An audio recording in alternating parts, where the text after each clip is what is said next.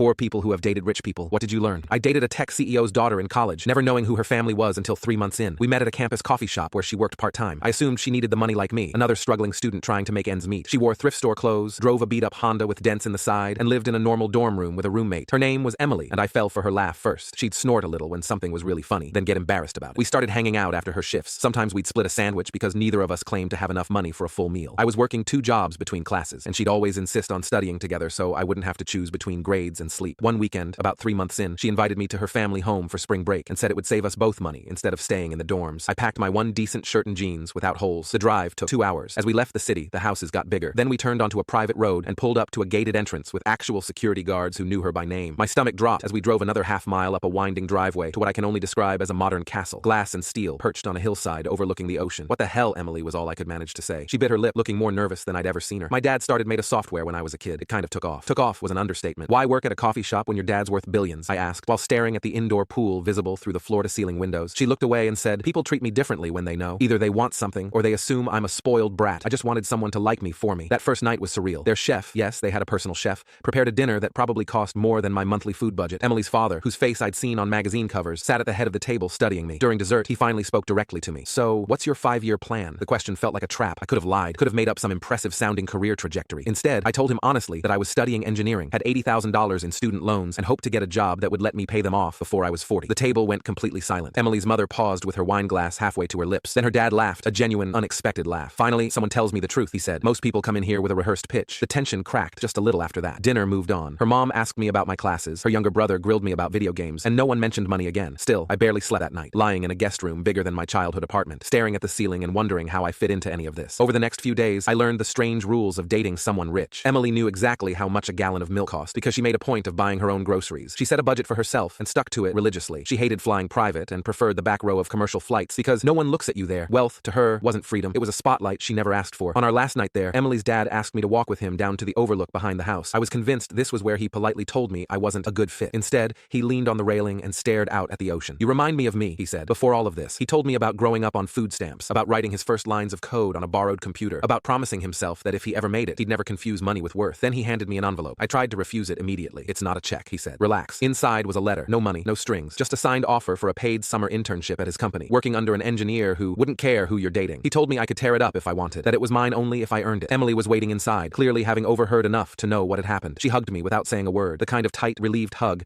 that answers a question you were too afraid to ask out loud. Her mom smiled and said, welcome to the family, like it was the most natural thing in the world. I still graduated with student loans. I still worked my ass off, but that summer changed everything, not because of money, but because someone powerful chose not to shortcut my life.